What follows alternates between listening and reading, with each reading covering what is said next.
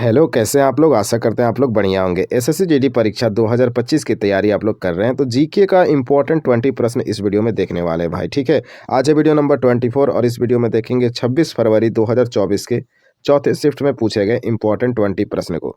मेरे भाई बता दूं कि 2024 में कुल 53 शिफ्ट में आपका एसएससी जीडी का पेपर हुआ था और हम लोग ऑफिशियल पेपर के साथ एक-एक प्रश्न को देख रहे हैं।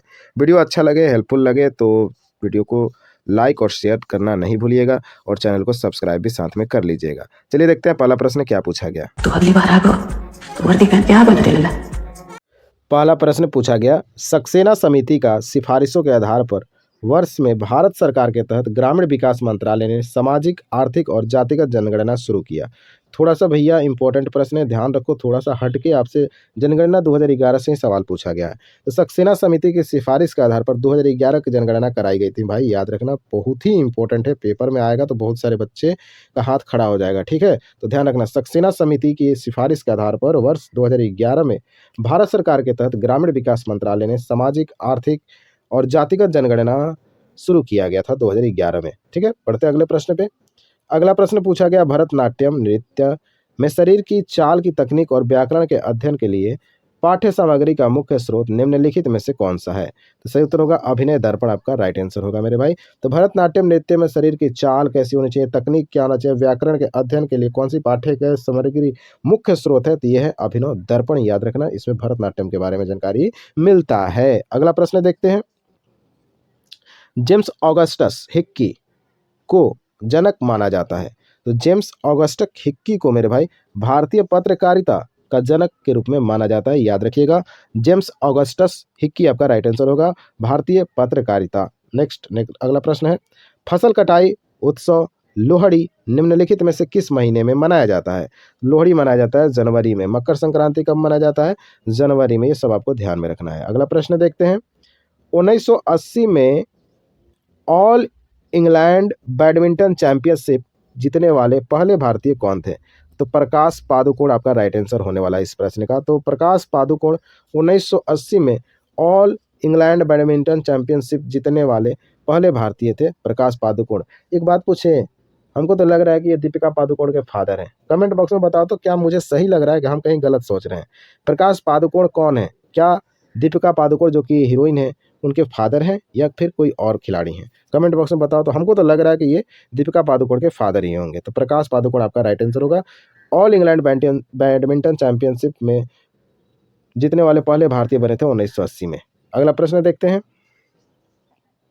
निम्नलिखित में से कौन संगीत वाद्य यंत्र शहनाई वादन के लिए प्रसिद्ध है? तो अली अहमद हुसैन इसका राइट आंसर होगा मेरे भाई। शहनाई वादन कौन करते थे? तो अली अहमद हुसैन आपका राइट आंसर हो जाएगा। बढ़ते हैं अगले प्रश्न पे। धुलाई के लिए विशेष रूप से वस्त्र उपयोग किया जाने वाला washing soda sodium carbonate decahydrate efflorescent crystal का एक यौगिक है। तो ये सब सोडियम का बना होता है, ठीक है भाई। धुलाई के लिए जो भी यूज किया जाता है, चाहे washing soda, sodium carbonate decahydrate, fluorescent crystal, ये सब किसके बने होते हैं? सोडियम। सोडियम को Na से संकेत के रूप में लिखते हैं, याद रखना है, ठीक है। अच्छा, परमाणु क्रमांक कितना होता है सोडियम का, याद है? 11 होता है, ठीक। नेक्स्ट, जुलाई 2023 में कोरिया के गणराज्य के बुसान में Dong you institute of technology, चलो इसको हटाओ, नहीं पढ़ेंगे, नहीं आएगा पेपर में। चलो अगला प्रश्न देखो, झूठ मूठ कर समय बर्बाद करने से कोई फायदा नहीं है। अगला प्रश्न है कि 2023 तक अनुच्छेद 51 के ए में अंतिम मौलिक कर्तव्य कब जोड़ा गया था? 51 के ए में अंतिम मौलिक कर्तव्य जोड़ा गया था 2002 में भाई, ठीक है। 2002 आपका राइट आंसर हो जाएगा। देख लो 51 के ए से कितना प्रश्न पूछा गया है। 1971 में प्रथम पुरुष हॉकी विश्व कप की विजेता हॉकी टीम कौन सी थी? तो पाकिस्तान हो जाएगी। 1971 में जो प्रथम पुरुष हॉकी विश्व कप हुआ था उसमें विजेता कौन रहा? तो पाकिस्तान रहा था। अगला प्रश्न देखते हैं, निम्नलिखित में से कौन सा देश भारत के साथ सबसे लंबी भूमि सीमा साझा करता है? भूमि सीमा साझा सबसे लंबा करता है तो बांग्लादेश करता है, राइट आंसर होने वाला है बांग्लादेश। नेक्स्ट है, फेमिना मिस इंडिया वर्ल्ड 2023 का ताज किसे पहनाया गया? तो नंदनी गुप्ता को पहनाया गया फेमिना मिस इंडिया वर्ल्ड 2023 का खिताब। अगला प्रश्न देखते हैं, 1964 में भारतीय प्रौद्योगिकी विकास बैंक की स्थापना निम्नलिखित में से किस उद्देश्य से की? एक दिशा में एक महत्वपूर्ण कदम था।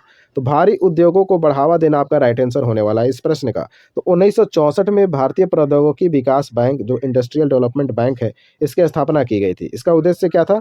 कि भारी उद्योगों को बढ़ावा देना। अगला प्रश्न पढ़ते हैं, राष्ट्रीय दंत चिकित्सा आयोग विधेयक 2023 में किस मंत्रालय द्वारा पेश किया गया? तो स्वास्थ्य एवं परिवार कल्याण मंत्रालय के द्वारा राष्ट्रीय दंत चिकित्सा आयोग विधेयक 2023 को पेश किया गया था। नेक्स्ट है, राज्यसभा का सदस्य बनने के लिए न्यूनतम आयु कितनी होनी चाहिए? तो 30 वर्ष होना चाहिए मेरे भाई, ठीक है।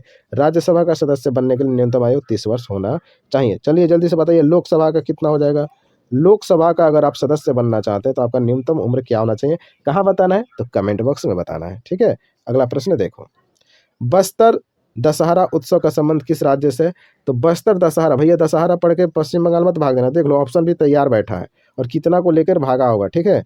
तो बस्तर दशहरा कहाँ चला जाएगा? छत्तीसगढ़ में मनाया जाता है एक उत्सव, याद रखिएगा, बस्तर दशहरा के नाम से छत्तीसगढ़ में उत्सव मनाया जाता है। अगला प्रश्न पूछा गया, भारत में लोहे की उत्पत्ति पर कितने प्रमुख सिद्धांत स्थापित किए गए थे? तो मेरे भाई इसका सही उत्तर होगा 2। याद रखो 2 सिद्धांत दिए गए। भारत में लोहे की उत्पत्ति पर कितने सिद्धांत दिए गए? 2 सिद्धांत। 18 नंबर प्रश्न पूछा गया, निवल राष्ट्रीय उत्पाद एनएनपी की गणना करते समय सकल राष्ट्रीय उत्पाद जिसको जीएनपी के नाम से जाना जाता है में से क्या घटाया जाता है? तो मेरे भाई राइट आंसर होगा ह्रास को अगर माइनस कर लीजिएगा जीएनपी में से सकल राष्ट्रीय उत्पाद यानी जीएनपी में से ह्रास को माइनस करने पे एनएनपी निकलता है यानी निवल राष्ट्रीय उत्पाद। हमारा राइट आंसर होगा ऑप्शन नंबर 4। अगला प्रश्न पूछा गया, निम्नलिखित में से किस पंचवर्षीय योजना का उद्देश्य आत्मनिर्भर एवं स्व उत्पादक अर्थव्यवस्था की स्थापना है? तो राइट आंसर होगा तीसरी पंचवर्षीय योजना का उद्देश्य क्या था कि आत्मनिर्भर एवं स्व उत्पादक अर्थव्यवस्था की स्थापना करना था तीसरी पंचवर्षीय योजना का उद्देश्य। क्या इसका आप समय काल बताइएगा, कब से कब तक था? तो कमेंट बॉक्स में बताइए तीसरी पंचवर्षीय योजना का समय क्या था। साथ में मेरे भाई और भी कुछ आपसे पूछें, तीसरी बताइए और चौथी बताइए, दोनों का समय काल बताइए कमेंट बॉक्स में। चलिए देखते हैं आज का अंतिम प्रश्न यानी कि 20 नंबर क्वेश्चन इस पेपर का। तो भारतीय खिलाड़ी विकास कृष्ण यादव द्वारा निम्नलिखित में से कौन सा खेल खेला जाता है?